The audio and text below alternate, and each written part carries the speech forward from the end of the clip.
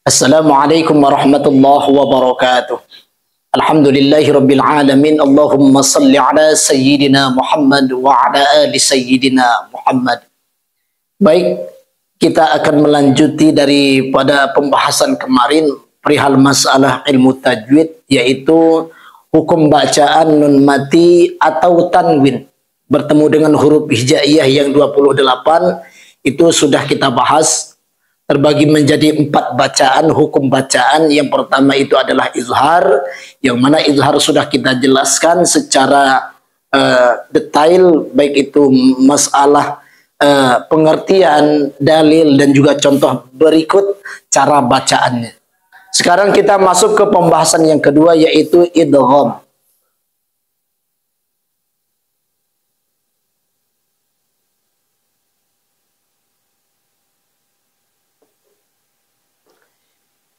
Bagian yang kedua itu adalah hukum bacaan idgham. Apa itu idgham? Pengertian dari idgham adalah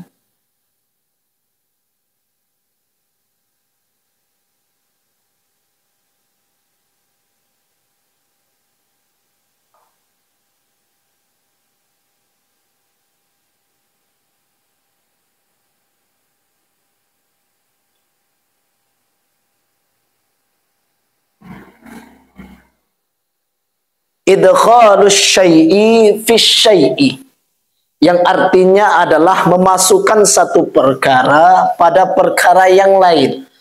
Memasukkan bunyi huruf nun mati atau tanwin kepada huruf idgham, yang artinya bisa kita pahami adalah memasukkan bunyi huruf nun mati atau tanwin kepada huruf idgham. Kemudian apa saja huruf idgham dari 28 huruf hijaiyah? Jumlah huruf idgham adalah ada 6, yaitu huruf ya, huruf nun, huruf mim, huruf waw, huruf lam, dan ra. Ada 6. Ya, nun, mim, waw, lam, ra.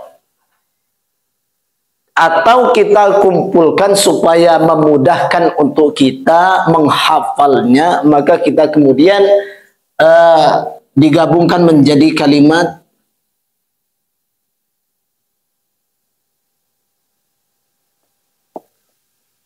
yarmaluna. Ya, ra, mim, lam, waw, nun. Jadi jumlah dari huruf idgham ada 6 huruf. Kemudian sampai cukup di sini secara global. Akan tetapi perlu diingat oleh kita, dari hukum idgham ini, dari huruf idgham keseluruhan yang berjumlah 6 ini terbagi menjadi 2 perkara. Apa dari 2 perkara tersebut? Yang pertama adalah idgham bi ghunnah,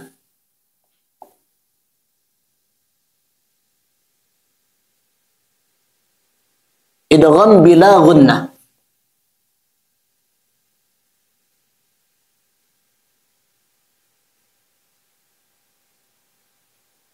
Yang pertama adalah idgham bi ghunnah, yang kedua idgham bila ghunnah. Sekarang kita akan bahas satu persatu apa itu maksud dari idgham bi ghunnah, atau ada yang menyebutnya dengan ma'al ghunnah. Apa idgham ma'al ghunnah atau idgham bila ghunnah? Kita akan bahas satu persatu. Baik, masuk ke pembahasan pertama ataupun bagian pertama dari pembagian hukum idgham. Di sini adalah idgham bi ghunnah atau ma'al ghunnah. Kedua-duanya sama. Ada orang yang mengatakan bi ghunnah dengan menyebutnya bi ghunnah, ada juga ma'al ghunnah. Di sini sudah saya langsung tulis supaya mempersingkat waktu. Nah, dari sekian 6 huruf tadi secara global tadi kan huruf idgham itu ada 6, yaitu ya, nun, mim, waw, lam, ra. Ya, nun, mim, waw, lam, ra. Dari keseluruhan secara global 6 huruf tersebut, bagian pertama dari idgham bi ghunnah atau ma'al ghunnah mengambil 4 huruf, yaitu huruf ya, nun, mim, waw. Jadi sisanya adalah cuman huruf lam dan roh. Bagian yang pertama adalah idgham bi gunnah atau ma'al gunnah.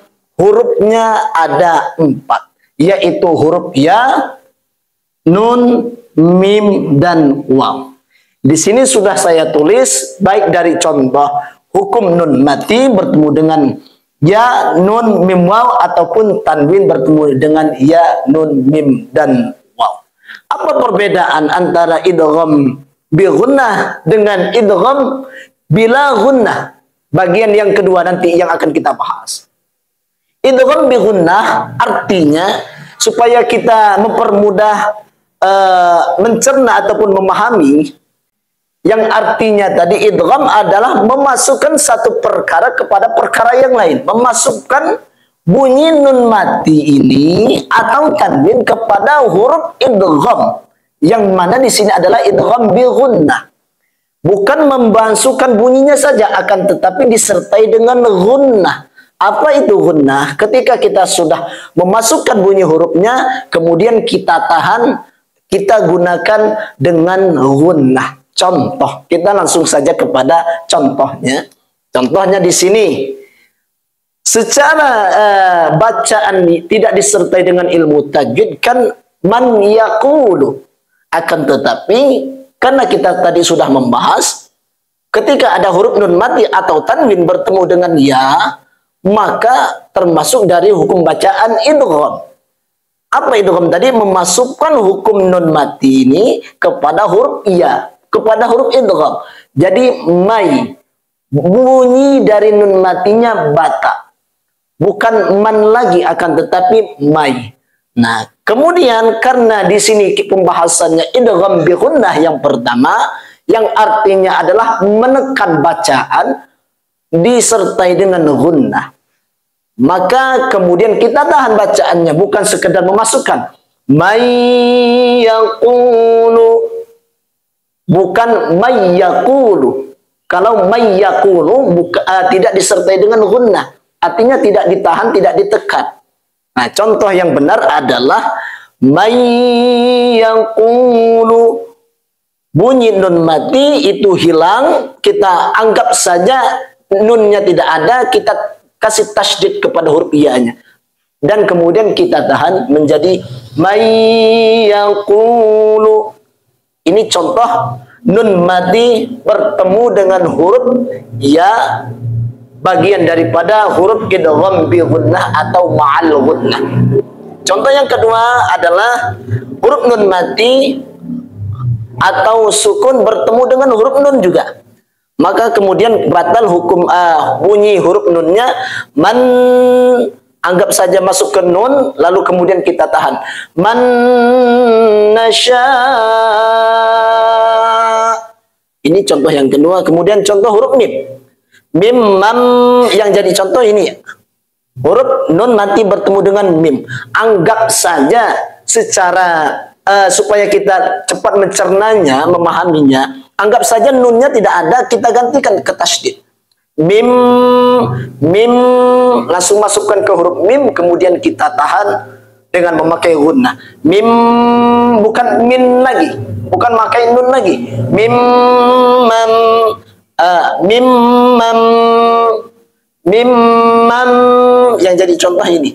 Masukkan ke huruf mimnya, nunnya batal. Cara penyebutan bacaan idgham bi gunnah atau ma'al gunnah. Kemudian contoh dari huruf waw, yaitu huruf nun madi atau sukun, berharokat sukun, bertemu ke depannya adalah huruf waw, maka bacaannya ataupun hukumnya adalah idgham bi gunnah.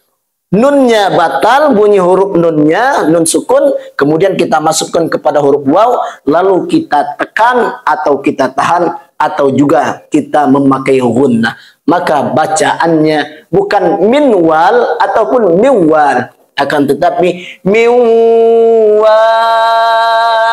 miwal, seperti itu. Baik, kemudian kita bahas kepada contoh tanwin, baik itu tanwin fathah, tanwin dhammah atau tanwin kasrah bertemu dengan huruf yang 4, yaitu huruf idgham bi ghunnah. Contohnya tanwin bertemu dengan huruf ya di sini. Kita lihat di sini ada huruf tanwin, tanwinnya tanwin dhammah bertemu dengan huruf ya. Nah, kita sudah pelajari bahwa ya ini adalah termasuk daripada huruf idgham.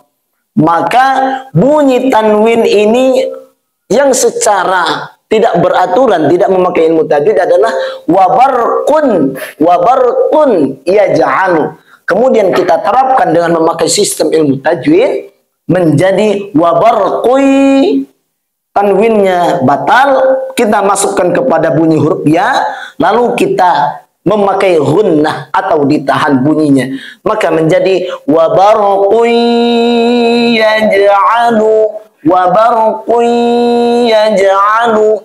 Supaya kita mempermudah cara bacaannya, kita anggap saja di sini ada harokat tasydidnya. Akan tetapi kita melihat mungkin berbagai macam, ada versi Al-Quran itu memang secara mempermudah, ada langsung dikasih harokat tasydid supaya mempermudah kita membaca Al-Quran. Ada juga memang tidak memakai dengan tasydid, tetapi walaupun tidak dengan tasydid, akan tetapi kita kan sudah mengetahui dengan cara ilmu tajwidnya. Tanpa harus dengan tanda tasydidnya kita sudah memahami bahwa ini adalah masukkan bunyi tanwin kepada huruf ya. Lalu kemudian masuk kepada contoh nun tanwin, harokat tanwin kepada huruf nun. Di sini adalah yauma idin na'imah. Ada tanwin. Tanwinnya adalah tanwin kasrah bertemu dengan huruf nun, yang mana huruf nun ini termasuk daripada huruf idgham bi ghunnah. Maka kemudian kita masukkan kepada huruf nunnya, tanwinnya kita batal, masukkan kepada huruf nunnya, kemudian kita ghunnahkan, kita tahan bunyi bacaannya. Contohnya adalah yauma idin na'imah. Masuk kepada pembahasan ya. Contoh huruf harokat tanwin bertemu dengan huruf mim. Mathalam ma. Maka tidak boleh dibaca dengan mathalan ma. Ataupun memang dia dimasukkan kepada huruf mim, akan tetapi tidak digunakan. Contoh mathalam ma, ini salah juga karena di sini tentu dengan bi ghunnah, dengan memakai ghunnah. Matalamma. Lalu kemudian contoh yang terakhir adalah huruf waw.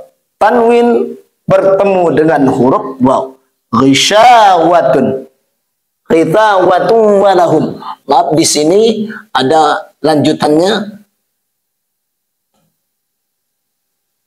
Ghisyawatun walahum. Kita lihat di sini ada harokat tanwin. Harokat tanwinnya adalah harokat tanwin dhammah bertemu dengan hurufnya di sini huruf waw. Nah, lihat di sini kita batal bunyi tanwinnya, masukkan kepada huruf waw, lalu kita gunnahkan, kita tahan atau kita tekan bunyinya. Maka menjadi contohnya ghisyawatun walahum.